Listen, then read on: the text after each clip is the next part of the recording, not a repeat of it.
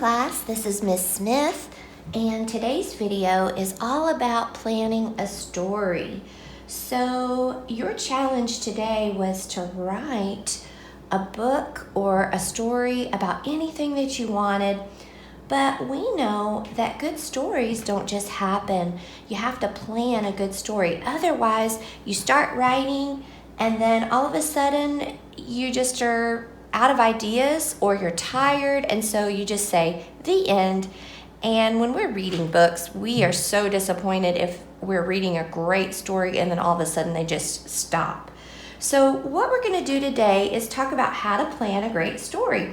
I have made a little plan over here on the side that we're going to fill in as we talk about it. It says my story plan. And just like at school, when we plan a story, we want to have a beginning, a middle, and an end. Now then, today, you don't have to write a story from your personal experience. You can write a story about anything. And so I wanted you to think about what that would look like as you're planning. In the beginning, when we have a good story, we know we have a setting, we have characters, and we want to do something to hook the reader. So let's get started. In my story today, I am going to make my setting right here, the woods. So I'm going to do my setting in a forest, and I'm going to draw some little trees to remind me, and then I'm going to sound that out. Or. I want more fish, please. So I'm going to do my OR4, est. And I'm just going to write that one word to remind me where my setting was. I don't have to draw the whole beginning. I'm just going to put those little things there to remind me that's where I want my story to take place. My characters for my story. I am not going to do people as characters.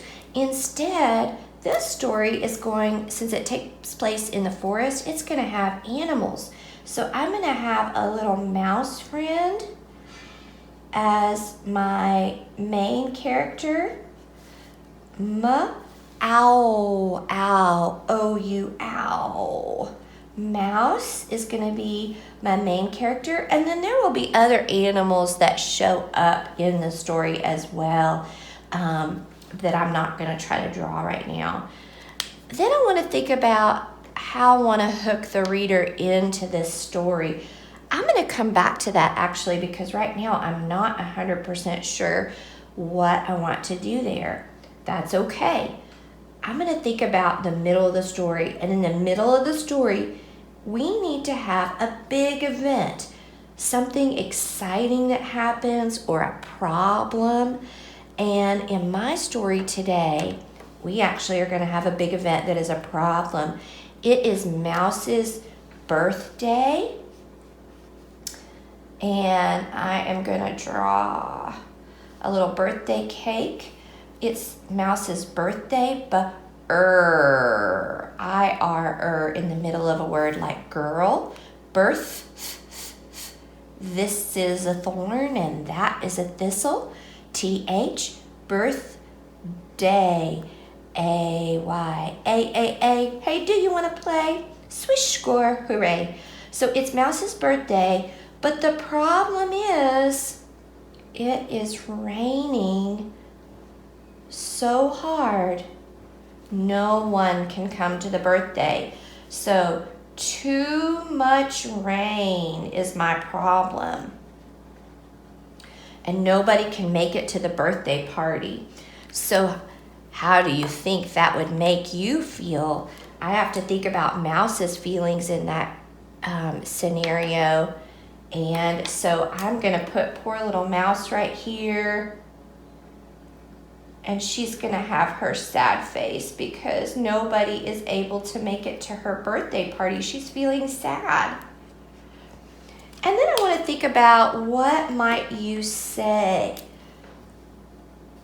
She might say, I will be all alone on my birthday.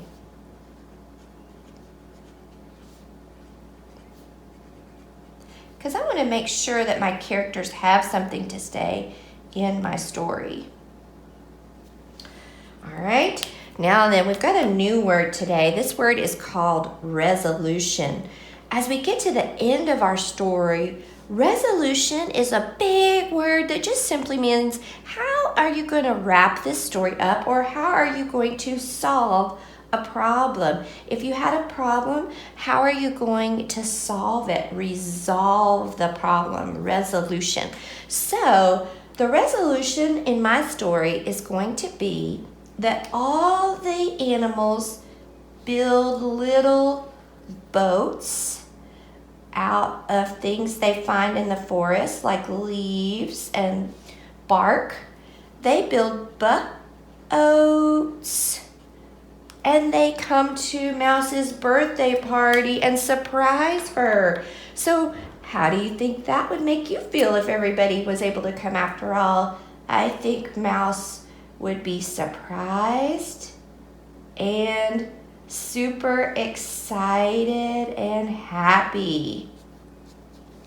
So surprised and happy